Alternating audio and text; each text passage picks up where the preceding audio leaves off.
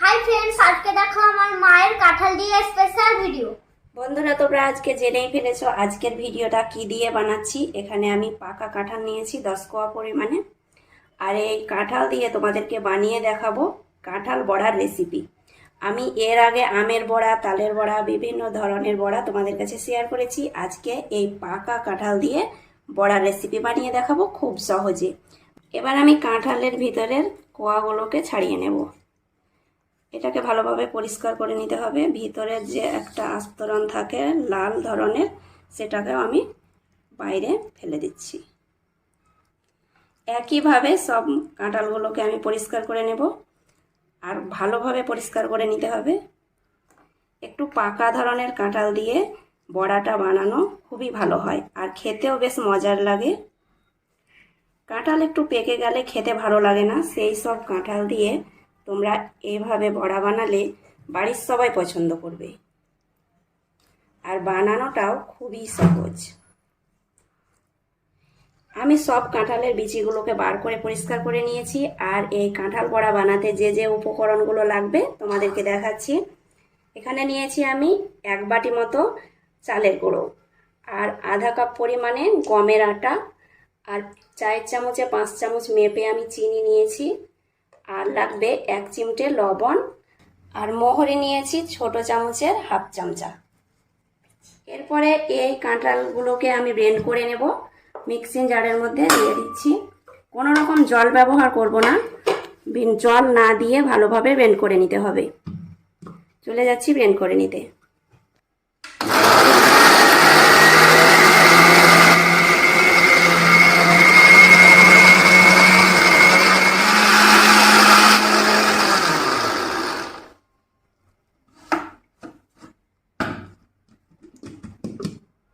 Blend করা হয়ে গেছে। এখানে দেখুন খুব সুন্দরভাবে ব্লেন্ড হয়ে গেছে। একটা বাটির মধ্যে ঢেলে নিচ্ছি। খুব সুন্দর পেস্টটা তৈরি হয়েছে।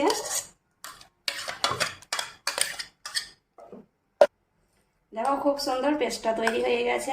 এভাবে তোমরা পেস্ট না করে নিলে হাতে চটকেও বড়াটা বানিয়ে নিতে পারো। এবার আমি এই কাঁঠাল পেস্টের মধ্যে দিয়ে দিচ্ছি চালের গুঁড়ো।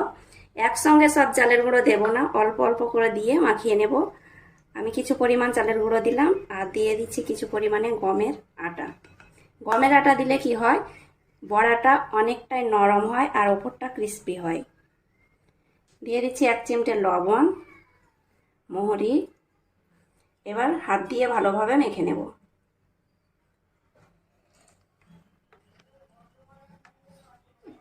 তোমরা চেষ্টা করবে হাত দিয়ে মাখানো। হাত দিয়ে মাখালে বড়াগুলো অনেক ফুলকো ফুলকো হবে। হ্যান্ড উইক্স দিয়ে মাখাতে যাবে না।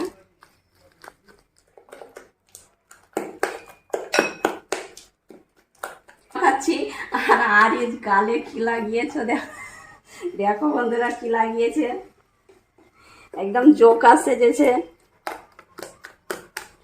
এবার আমি এর মধ্যে অ্যাড করে দেব চিনি।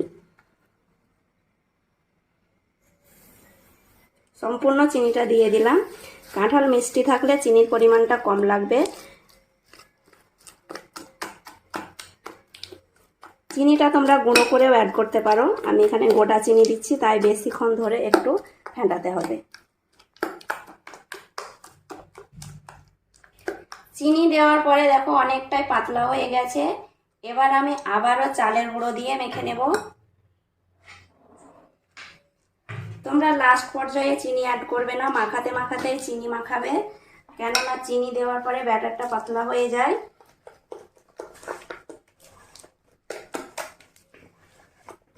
তোমাদের হাতের কাছে চালের গুঁড়ো না থাকলেও রোল ময়দার আটা দিয়ে এই বড়াটা বানিয়ে নিতে পারো।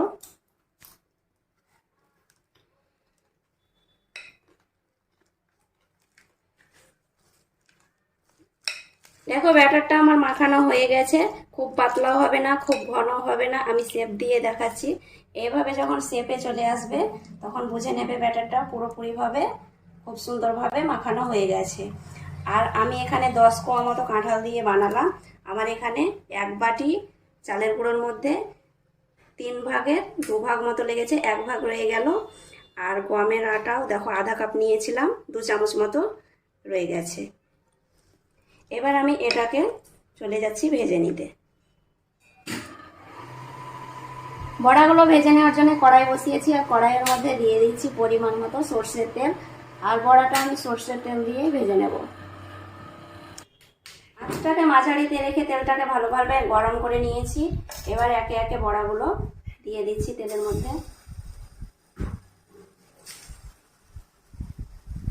তেলটাকে ভালোভাবে গরম করে নেওয়ার পরে বড়াগুলো তেলের মধ্যে ছাড়তে হবে। আর হালকা গরমে তেলের মধ্যে বড়াগুলো ছাড়লে বড়াগুলোতে তেলটা শুষে নেবে। একটু ছাড়া ছাড়া করে বড়াগুলো ছাড়তে হবে কড়াইয়ের মধ্যে, একটার গায়ে আরেকটা যেন না লেগে যায়। আঁচটাকে লো টু মিডিয়াম করে বড়াগুলো আমি ভেজে নিচ্ছি।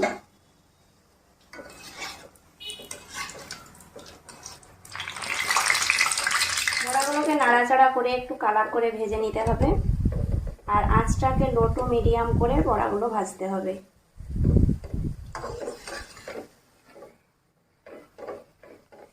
বড়াগুলো ভাজা হয়ে গেছে, দেখো কালারটা খুব সুন্দর এসেছে। এবার আমি বড়াগুলোকে ছেঁকে নিচ্ছি। দেখো কালারটা খুব সুন্দর এসেছে। একটা প্লেটের মধ্যে রেখে দিলাম। একইভাবে আমি বড়াগুলো সব ভেজে নিয়েছি। সব বড়াগুলো আমার ভাজা হয়ে গেল। দেখুন বড়াগুলো কতটা সুন্দর হয়েছে। বড়াগুলোর কালারটা খুব সুন্দর হয়েছে। আমি একটা বড়া তোমাদেরকে ভেঙে দেখাচ্ছি, ভিতরটা কতটা সুন্দর হয়েছে। দেখো ভিতরটা একদম ভুরভুরে হয়েছে, এত সুন্দর। আর ওপরটা খুব মুচমুচে হয়েছে, ভিতরটা নরম। বড়াগুলো খেতে অনেক মজার হয়। তোমরা বাড়িতে এইভাবে বানাবে, বাড়ির সবাই পছন্দ করবে।